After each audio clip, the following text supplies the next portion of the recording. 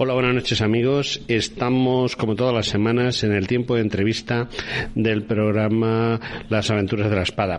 Y hoy Las Aventuras de la Espada va a abarcar un tema grande, interesante y que, llevando un poco la contraria a algunos, todavía por muy estudiar, es decir, estamos quitándole la cáscara al tema, pero el que está quitándole la cáscara al tema es nuestro interlocutor esta noche y es don Sebastián Celestino Pérez, doctor en Historia, que ha hecho un maravilloso libro, para mí un maravilloso libro, que se llama Tarteso y los fenicios de Occidente, con el cual nos abrimos a algo tan desconocido hace tan pocos años. Es decir, Tarteso es algo que ya se empezó a buscar desde la antigüedad, pero que realmente no se ha empezado a estudiar hasta hoy. Y bueno, en vez de hablar yo tanto, lo suyo es que hable el interesado, el autor del libro, y lo primero es recibirle. Buenas noches, don Sebastián. Hola, muy buenas noches. Bueno, pues ya que le tenemos ahí, vamos a hablar un poco de usted, porque usted es, digamos, el 50% del libro. Tal y como está la situación en España es el 48%, porque las mujeres son el 52%, ¿no? Y este libro lo ha hecho en colaboración con otra persona que también tiene muy buena prensa entre los de su gremio, que son los filólogos, ¿no? Sí. Estamos hablando de Carolina López Ruiz, sí, en efecto. Efectivamente, pero Sebastián, ¿de dónde sale la idea de meterse en esta loca aventura de escribir un libro tan denso, tan prolijo, porque lo es, y sin embargo tan divulgativo, porque también lo es? Porque la gente entiende que porque un libro tenga muchas páginas es un tocho, y sí, es un tocho físicamente, pero puede ser, como en su caso, un libro como yo lo he visto al principio, ese tocho que dice, hay que leerse esto, y cuando vas leyendo, de repente te das cuenta que te has metido en la mitad del libro y no sabes cómo has llegado allí, ¿no? Bueno, la idea surge hace ya muchos años, en el 2009, y porque Carolina y yo trabajamos juntos en el Consejo Superior de Investigaciones Científicas en Medinaceli, en Madrid. Ella se fue a Chicago, pero siempre tuvimos la idea de unificar las dos disciplinas, la suya, que es la filología clásica, y la mía, que es la arqueología, ¿no? Entonces, todos los libros que se habían hecho sobre Tartesos, o todos los trabajos, o eran de una disciplina o de otra, pero nunca se habían unificado las dos, con lo cual iban como por vías diferentes, ¿no? Y no confluían nunca. Entonces, bueno, pues en un viaje que hice a Chicago, con ella estuvimos hablando del tema, y luego en su casa, ella es profesora de la Universidad de Ohio, estuvimos ya viendo cómo podíamos engarzar una cosa tan complicada, ¿no? Y bueno, pues dándole muchas vueltas e intentando no llevar el agua cada uno a su molino, pues hicimos este libro, ¿no? Que es una especie de consenso, ¿no? de las dos disciplinas, para intentar llegar a la mayor cantidad de gente posible, ¿no? Y que entendiera lo que era la cultura tartésica con estas dos premisas, ¿no? La arqueología y la filología. Hay una cosa que me llama la atención, y es que en lugar de hablar directamente de Tartesos y solo de Tarteso, lo que hace este libro es poner en situación, poner en lugar, poner en relación con las otras culturas que existen en ese momento, y no como a lo mejor se hizo en el siglo XIX, que era ubicando a Tarteso prácticamente como un algo único e indivisible y separado del resto del mundo, ¿no? Sí, en efecto, eso quizás es... Bueno, sobre esto se ha avanzado muchísimo en los últimos años. Es verdad que no se conocía muy bien cuál era el origen de Tartesos, y entonces se ubicaba toda la gente que vivía en el sur de la península ibérica como que tenía una cultura que se llamó Tartesos, porque bueno, las fuentes griegas hablaban de ello, pero no había nada que los identificara, no había unos materiales que dijeran estos son tartésicos, o un poblado que dijeran este es un poblado tartésico, etcétera, ¿no? Entonces, todo eso se fue alimentando poco a poco hasta que se vio que Tartesos realmente, la cultura tartésica, no surge como tal con su personalidad hasta que no se produce la colonización tanto de fenicios como de griegos, ¿no? Fundamentalmente de los primeros, ¿no? De los fenicios. No quiere decir que antes no existiera nada en la península, no quiere decir que aquí no se hiciera ni se explotaran las minas ni se exportaran productos, ¿no? Sino que simplemente con la llegada de las nuevas tecnologías que traen los fenicios, como por ejemplo el hierro, ¿no? Cosas tan fundamentales, ¿no? Como es el alfabeto o algunos animales domésticos y demás, es cuando da el impulso grande, y con esa aportación mediterránea más lo que se estaba desarrollando aquí en la península surge esa cultura que es Tartesos, que no hay que olvidar que no la conocemos hasta que los griegos no la citan. Así que cuando los griegos la citan en el siglo VII a.C. es cuando nosotros podemos empezar a hablar de Tartesos, porque antes en realidad lo que hay son comunidades que viven en el sur peninsular, cada una con sus propios matices y su propia personalidad. Entonces surge una pregunta que quizá a lo mejor no habríamos planteado antes, pero tal y como me lo cuenta, el espacio geográfico en el cual se podría situar Tartesos, digamos que antes de esa unificación con fenicios y con griegos, ese continuo ir y venir, pues existía más una compartimentación entre los propios pueblos que componían ese teórico Tartesos. Sí, correcto. Así es. Es decir, que hay un grupo, ¿no? Vamos a llamarlo grupos, ¿no? O comunidades que se establecen en el área de Huelva, otros que se establecen en el área del Guadalquivir, ¿no? Del Guadalquivir. Son diferentes, pero también tienen, por el contacto que tienen entre ellos, pues tienen cosas en común, ¿no? Sobre todo relacionado con los materiales, ¿no? Que lo que podemos identificar mejor.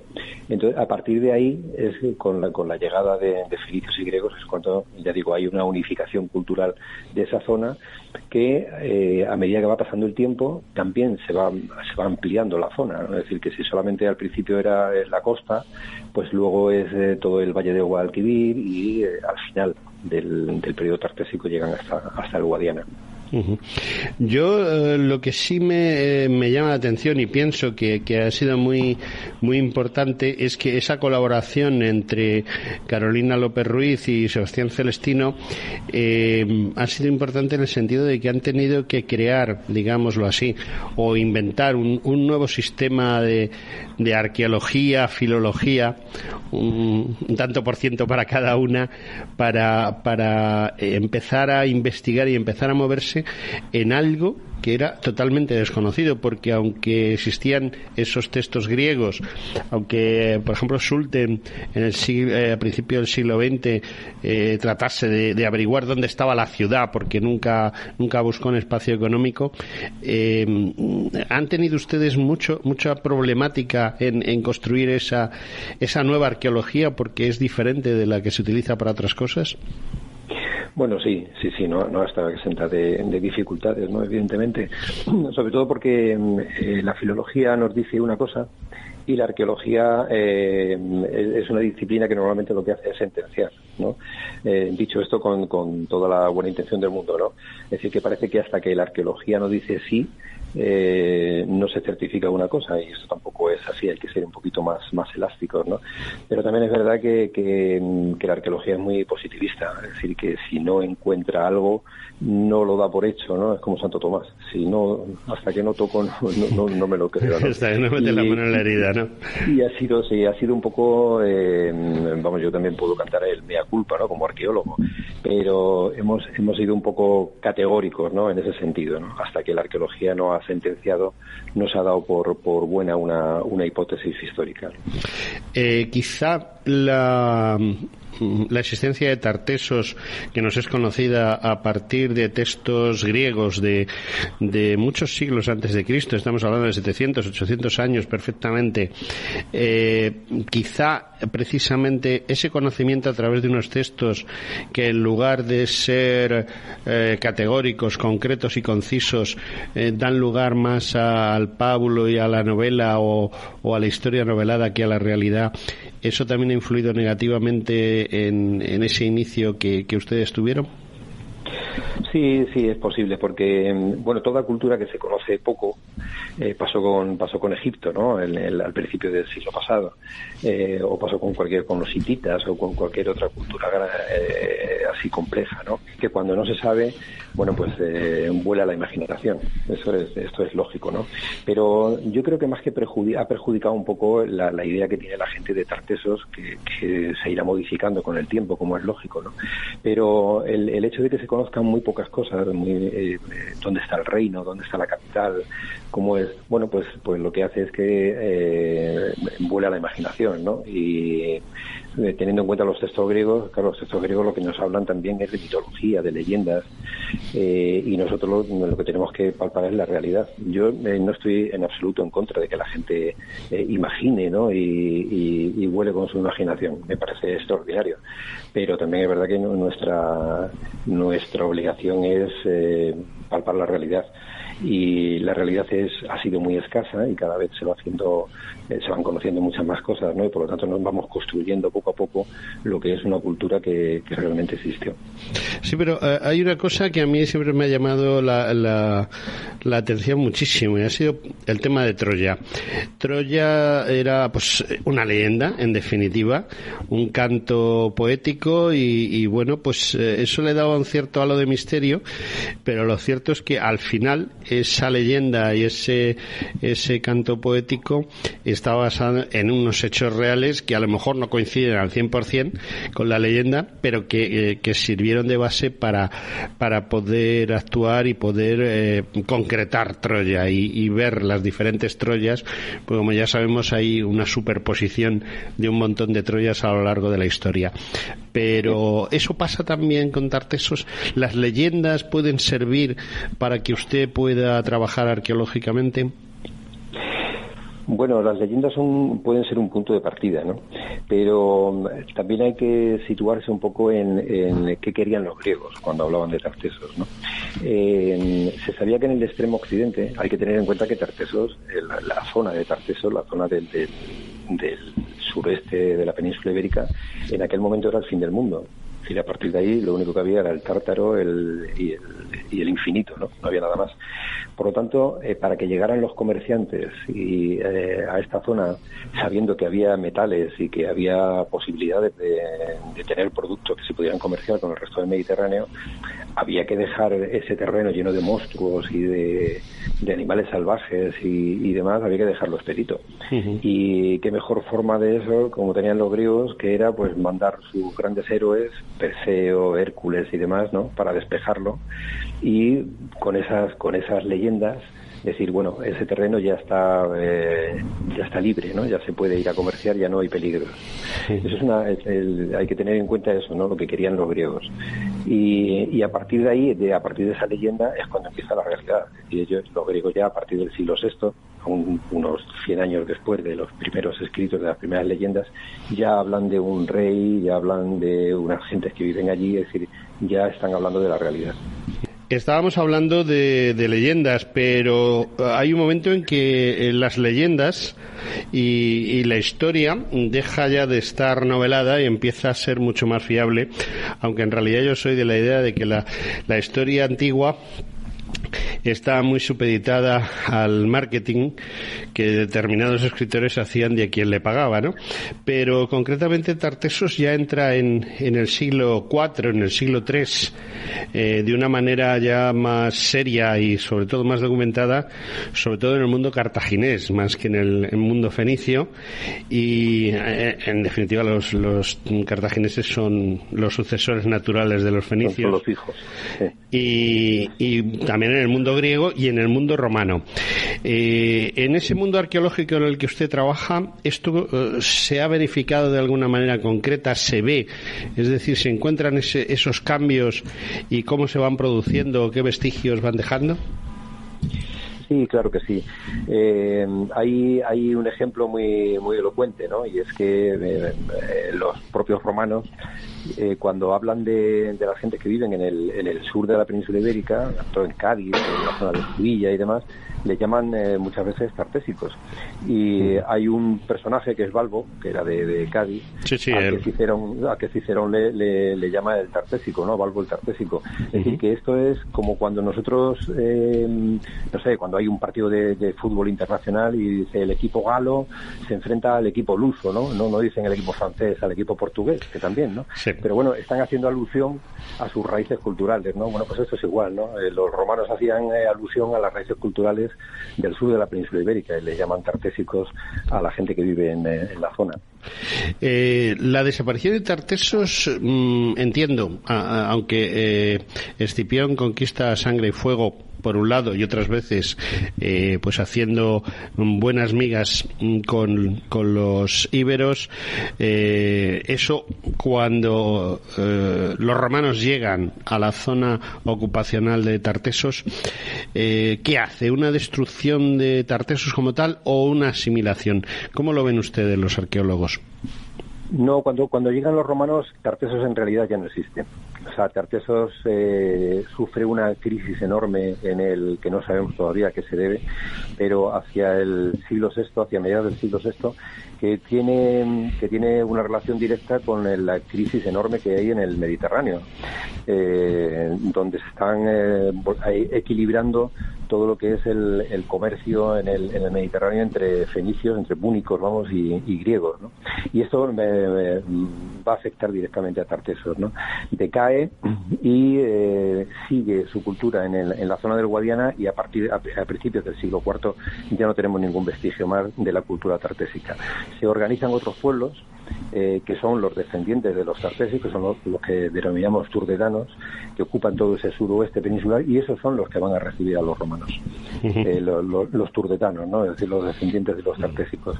Y la entrada que hacen los romanos por esa zona es rápida, es muy rápida, ¿no?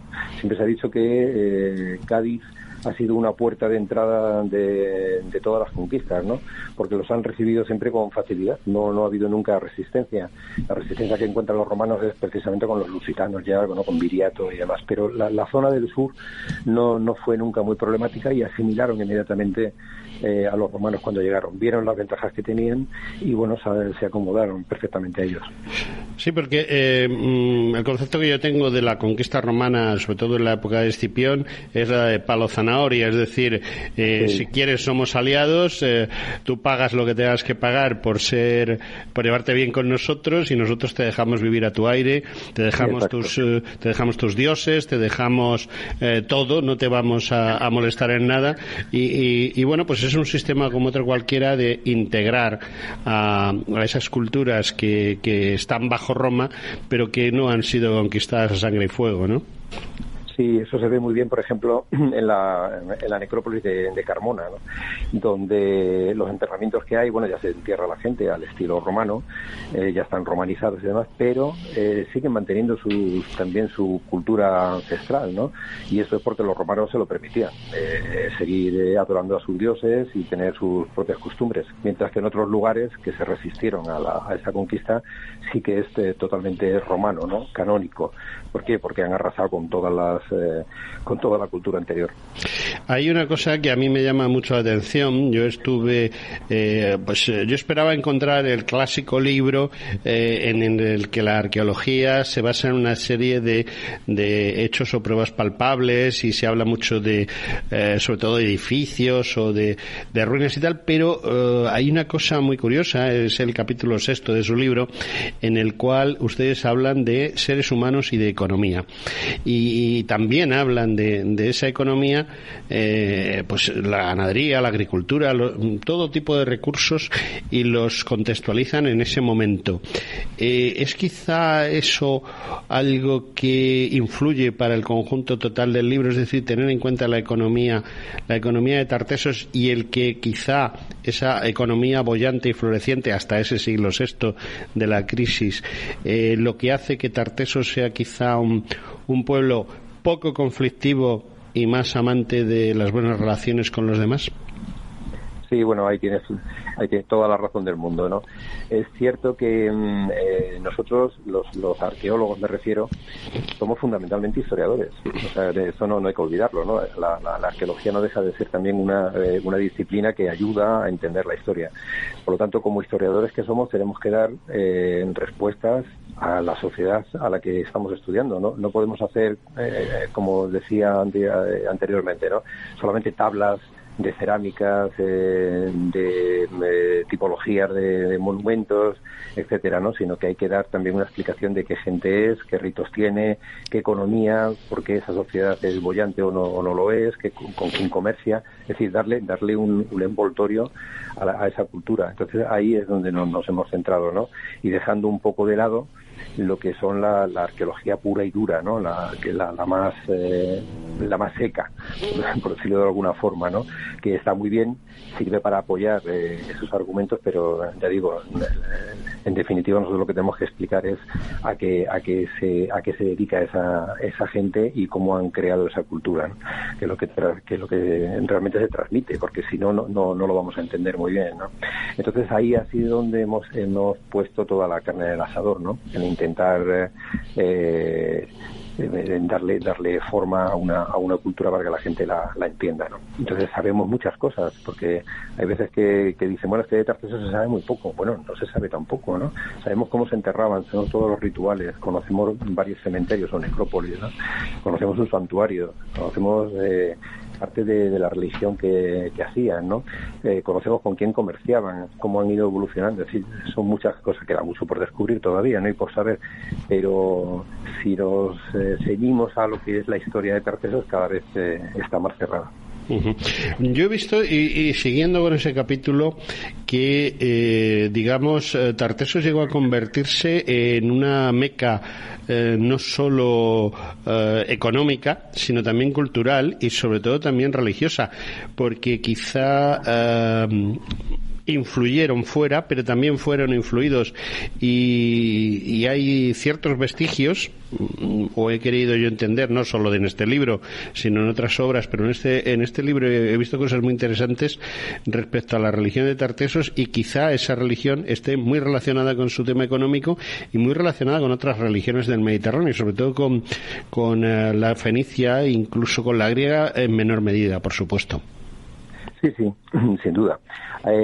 Lo que conocemos de la religión de estas comunidades antes de la llegada de los colonizadores mediterráneos es muy poco, es poquísimo. Sabemos que que adoraban, pues a través de vetilos, ¿no? De ídolos, de árboles, unos iconos que siempre están en esa época de la edad del bronce, ¿no? Esa edad tan oscura, ¿no? Pero no tenían unas esculturas a quien adorar, ¿no? Eso solamente ocurre a partir de la colonización. Y es una religión muy mediterránea, que luego se va a perpetuar prácticamente hasta época romana, teniendo en cuenta que los romanos también son herederos de esa religión oriental, ¿no? Tampoco cambiaron los nombres de los dioses, pero no los atributos de los mismos, ¿no? Por lo tanto, sí que es una religión que parece que es como una coine de todo el Mediterráneo, ¿no? Es la que resume. Hay una cosa que también me llama mucho la atención, y claro, ahí entramos en lo que hablábamos antes de la arqueología, ¿no? Y es que ha trabajado mucho, y se ve en el libro, y creo que cualquiera de los lectores que vaya a tener este libro tiene la oportunidad de ver ese trabajo que han hecho sobre los productos manufacturados de Tartesos, como pueden ser el bronce, el trabajo con el oro y la plata, o algo tan importante como puedan ser los marfiles trabajados, o lo que al final pasa siempre, ese trabajo con el barro que acaba siendo pintado y que identifica, muchas veces nos sirve para identificar a una cultura. Creo que usted le da mucha importancia en el libro, y creo que también la tiene en todos sus estudios arqueológicos, ¿no? Sí, sí, sin duda. Hay un paradigma que hemos querido también quitar, ¿no?, en el libro, y es el de, siempre se ha llamado a esta fase de Tartesos como periodo orientalizante, ¿no?, porque todo venía de Oriente, o sea, todo venía del mundo fenicio, del mundo griego y demás, ¿no? Y nosotros lo que intentamos es quitar esa palabra de periodo orientalizante por periodo tartésico, porque en realidad en un principio puede haber cosas que tú imitas del Mediterráneo oriental y puedes llamarle orientalizante, ¿no?, las primeras piezas, pero en el momento que pasan una generación, eso se va moldando ya los usos de la propia gente que vive en el territorio, y le vas dando tu propia personalidad, y ya no es orientalizante, ya tiene vestigios, tiene no olvida, ¿no?, lo que es su raíz, pero ya tiene su propia personalidad. Eso ya es puramente tartésico. Entonces, por eso le hemos dado también mucha importancia. Es decir, bueno, los marfiles ¿se parecen a los que hay en el Próximo Oriente? Pues no, porque aquí utilizan otro tipo de iconografía más pegada, ¿no?, al territorio. Se utilizan bronces. Bueno, pues los bronces de aquí son muy particulares, son completamente distintos del resto del Mediterráneo, igual que son muy distintas las cerámicas, es decir, que aquí se va conformando una cultura con una personalidad propia y potente, ¿no? Hay una cosa que yo estaba buscando en el libro, pero no me ha quedado claro, y es que ciertamente Tartesos es el sur de España, es lo que es del centro para abajo de la costa portuguesa, el interior de Guadiana y Guadalquivir durante varios siglos, pero precisamente cuando hablamos de bronce tenemos un problema que se llama estaño, y eso significa que Tartesos debió de tener algún tipo de relación con otras culturas más al norte de lo que es el actual Portugal, como pueda ser la propia Galicia, donde sí había estaño, o las otras Galicias, ¿no?, la Galicia francesa y la Galicia británica, ¿no? Eso quizá también fue muy influyente primero en el devenir de Tartesos, y quizá también en la desaparición del mismo cuando se salta del bronce al hierro, ¿no? Sí, bueno, ese es el punto clave, ¿no?, del cambio que hay. Es decir, en el bronce final, por lo tanto, en la época justamente anterior de la colonización fenicia y griega, esta zona era muy rica en bronces. Y es ciertamente, como uno de los componentes es el estaño, que no lo había en el resto del Mediterráneo, por eso vienen aquí fenicios y griegos también, ¿no?, por esa necesidad de adquirir el estaño.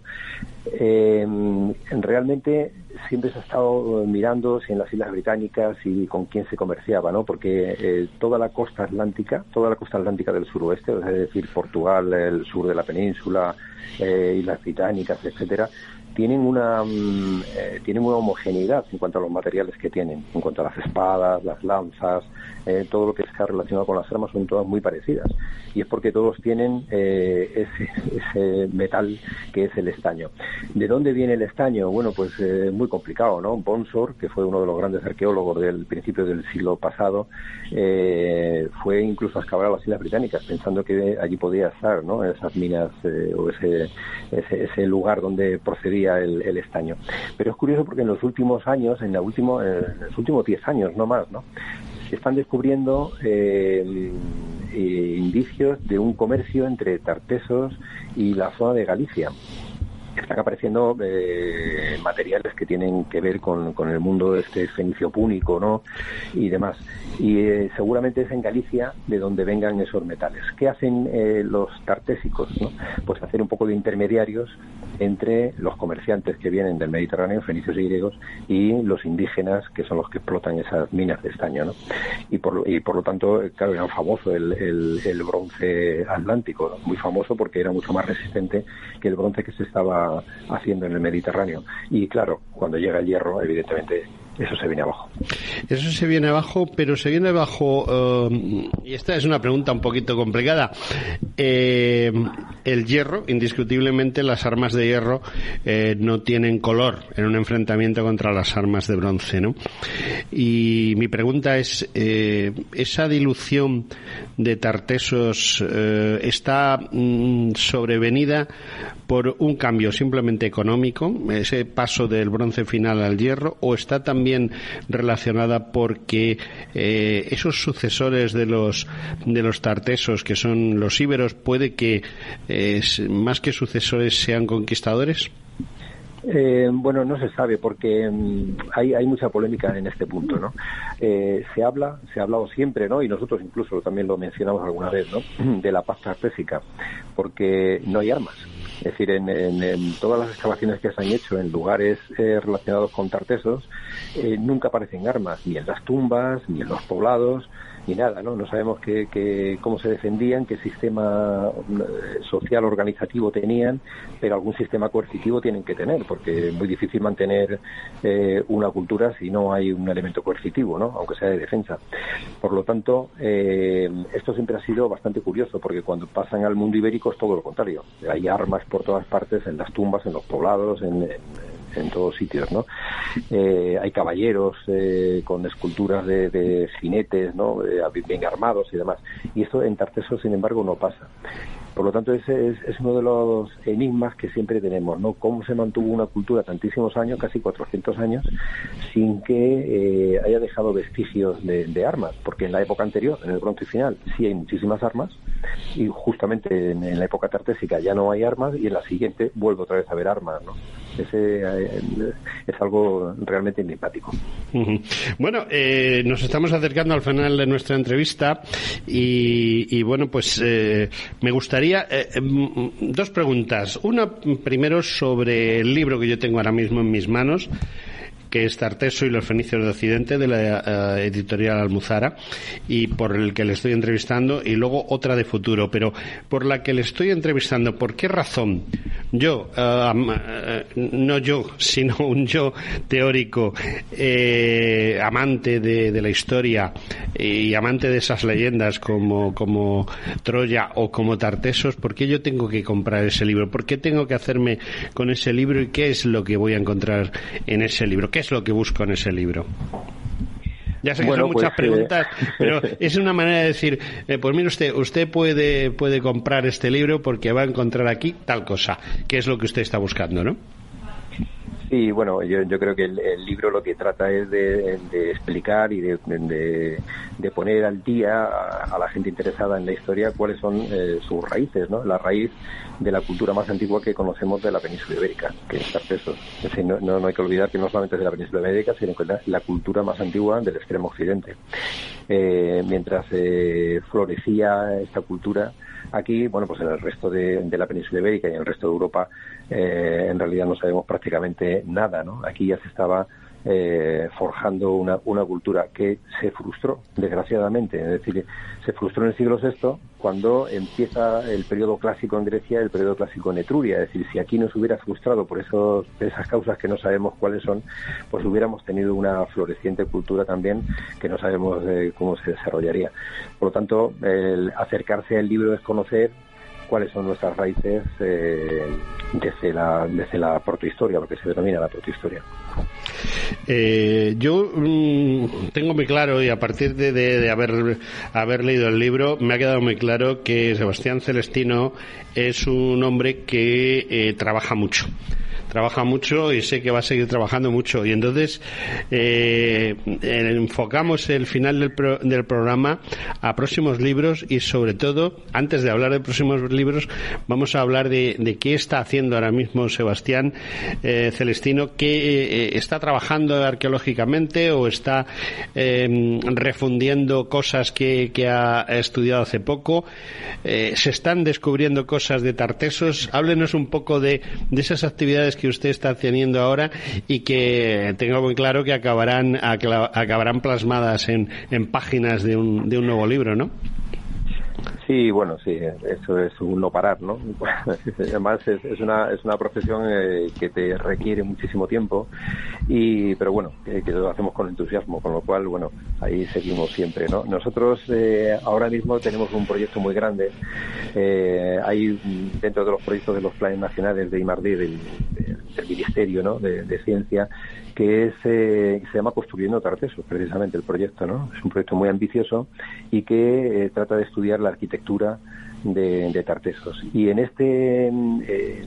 con este proyecto surgió una prospección por toda la zona del Guadiana y se descubrió uno de los edificios más monumentales que ahora mismo se conocen, que es el Cásser del Turuñuelo, ¿no?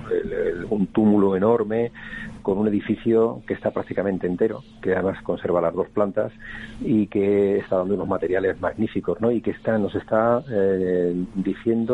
dando una información magnífica sobre el final de la cultura tartésica, sobre cómo vivían, cómo eran los tartésicos en ese momento, ¿no? Estamos hablando del siglo V, de finales del siglo V antes de Cristo, ¿no?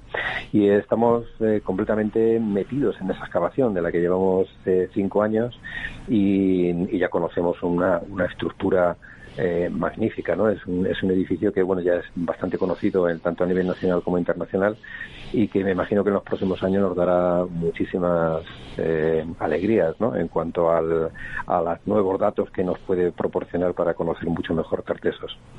Yo he visto alguna noticia en televisión sobre ese tema y también referencias de tipo documental en vídeo, etcétera, acerca de ese trabajo, pero ese trabajo está centrado en un edificio, indiscutiblemente, pero ese edificio no estaría solo. Entiendo que se están haciendo prospecciones relacionadas con ese edificio cerca o incluso lejos del mismo, incluso a kilómetros del mismo, tratando de componer algún tipo de ciudad o de poblamientos bien pequeños o grandes conectados entre sí, ¿no? Sí, se hizo una prospección muy grande en el año 2014 y ahí fue donde se localizaron varios túmulos de estos, ¿no? Hay que tener en cuenta que la zona del Guadiana tiene una ventaja sobre la zona del sur, que es donde estarían los edificios más ricos y los poblados más ricos, ¿no? Y es que todos los yacimientos tartésicos que hay en Sevilla, en Huelva, en Cádiz, están debajo de la ciudad. Con lo cual lo podemos rastrear, pero a cachos, ¿no? A medida que se hace un edificio y se excava, pues rescatas unos cuantos muros, ¿no? La ventaja del Guadiana es que están en medio del campo, con lo cual se conservan enteros, ¿no? Y esto es una gran ventaja para la investigación. Son edificios que están aislados, jalonando el Guadiana. Y ahora, todos ellos dependen, evidentemente, de un núcleo poblacional, ¿no? Y esos núcleos poblacionales, bueno, tenemos algunos ya localizados, pero claro, excavar eso es, primero, es carísimo y segundo, son muchísimos años de investigación. Pero bueno, supongo que con el tiempo y los que vienen detrás, pues sabrán hacerlo y sabrán sacar el rendimiento que merecen. Sí, porque quizá la juventud, ha crecido mucho, entiendo que ha crecido mucho el número de personas interesadas por la historia y que, bueno, pues van a la universidad, se forman y trabajan en todo esto, pero quizá haya proyectos arqueológicos más bonitos, más interesantes o más famosos, ¿no? Que la gente lo que quiere es seguir explorando las pirámides o metiéndose en esa ruta que nos lleva miles de años atrás en Burgos, ¿no? Pero a pesar de eso, yo pienso que tienen sangre nueva, tienen generaciones nuevas que están interesadas en Tarteso. ¿Hay interés entre los jóvenes en meterse en Tarteso? Hay bastante interés. Sí, en los últimos, yo creo que desde la última década más o menos se ha incrementado muchísimo el interés y de hecho nosotros recibimos en el Instituto de Arqueología del Consejo de Investigaciones peticiones para desarrollar ahí sus becas de investigación, ¿no? sobre el mundo de Tartesos, ¿no? ¿Por qué? Porque cada vez se va conociendo más y por lo tanto cada vez hay más material para poder estudiar y hay mucha gente interesada, sí. Yo me acuerdo, siempre lo recuerdo, ¿no? Cuando había los coleccionables, que ahora ya prácticamente han desaparecido, ¿no? Sí. Pero es verdad, ¿no? Cuando salían los coleccionables de arqueología, lo primero era el número 1, pues Egipto, el número 2, los mayas, ¿no? Etcétera, ¿no? Era así. Y entonces la gente cuando se acercaba a la arqueología, se acercaba por ello, ¿no? Por el mundo egipcio y demás. Pero es verdad que a lo mejor no es tan espectacular, pero también es verdad que es mucho más asequible que ese mundo que es mucho más restringido, ¿no? Y quizá también que está todo por hacer, ¿no? En Tarteso. Exactamente. Efectivamente. Eso quizá es un sitio donde todavía puedes llegar a ser famoso, mientras que descubrir algo más o menos en Egipto ya a estas alturas, después desde Napoleón ya se ha puesto complicado, ¿no? Se ha puesto muy complicado. Hacer innovación, ¿no? Bueno, y eso que se siguen haciendo grandes descubrimientos, pero bueno, es verdad que ya no tienen la repercusión que tenían antes, claro. Sí, no, además hay una serie de mitos como por ejemplo Tutankamón, etcétera, que es difícil de superar. Es decir, hacer algo nuevo y llamativo en Egipto creo que se ha puesto a un precio muy caro, ¿no? Sí, aparte que es carísimo acabar allí, también es cierto. Por supuesto. Ya finalmente, ¿dónde podemos ver?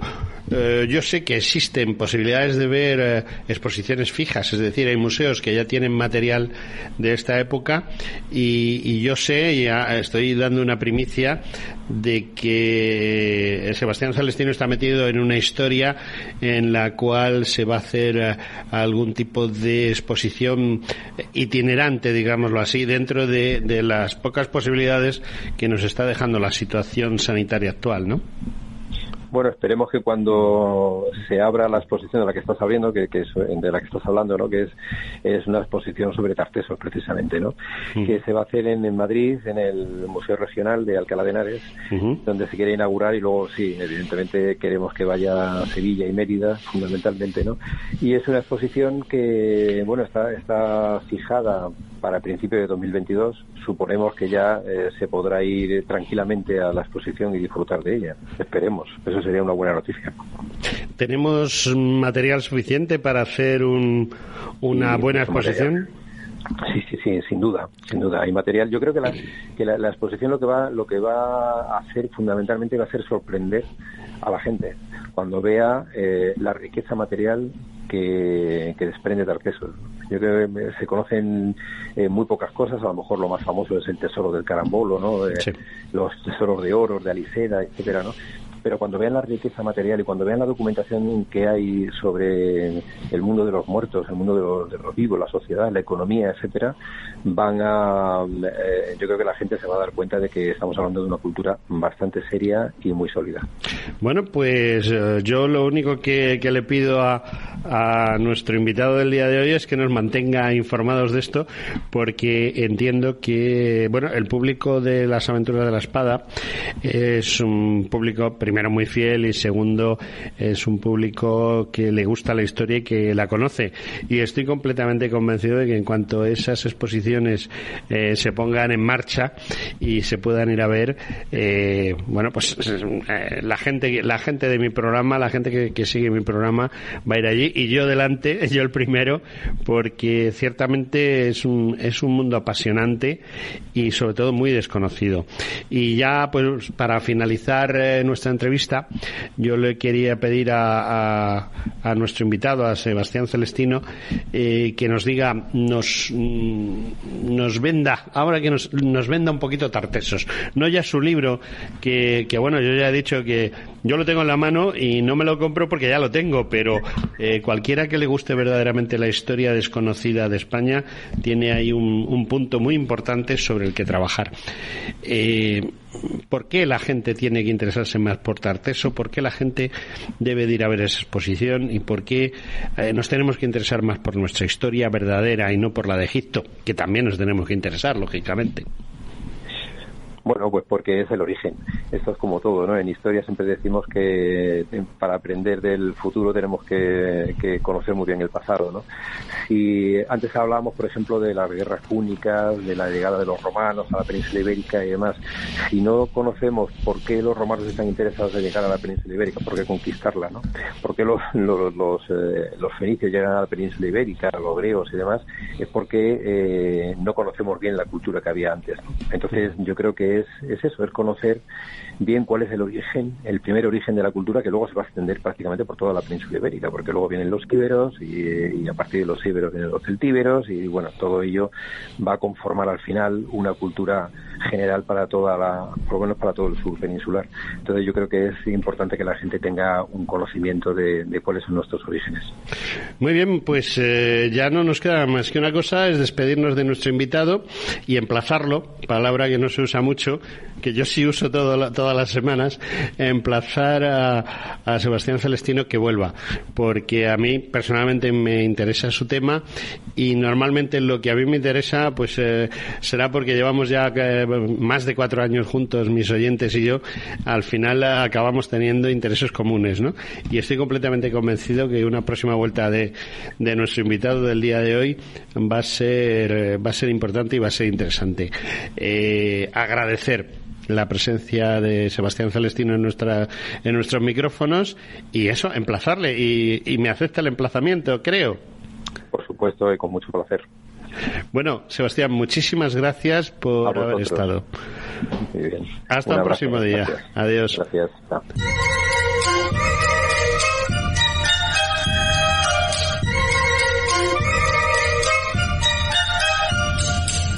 Bueno, amigos, y ahora os vamos a poner esos minutos que no encajan en ningún sitio de la entrevista, debido precisamente a ese pequeño problema que tuvimos de tipo técnico, y que podíamos haber vuelto a hacer la entrevista, pero las declaraciones que nos hizo nuestro entrevistado eran tan interesantes que preferimos mantenerla tal y como estaba y dejar como esos tomas falsas que se dice en televisión de algunas entrevistas. Adelante con esos pequeños cortes. Es un único corte de unos 3 minutos que os va a aportar alguna cosa muy interesante. Gracias, amigos.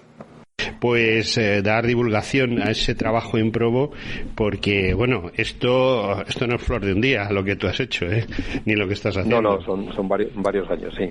Son varios años, y además yo he deducido, aunque claro, es un ensayo, pero el ensayo también, las novelas te permiten otras cosas, pero los ensayos son más fríos, y sin embargo este ensayo de frío no tiene nada, o sea que, de modo que lo vives, lo sientes, no sé, o sea. Se tiene que dejar notar.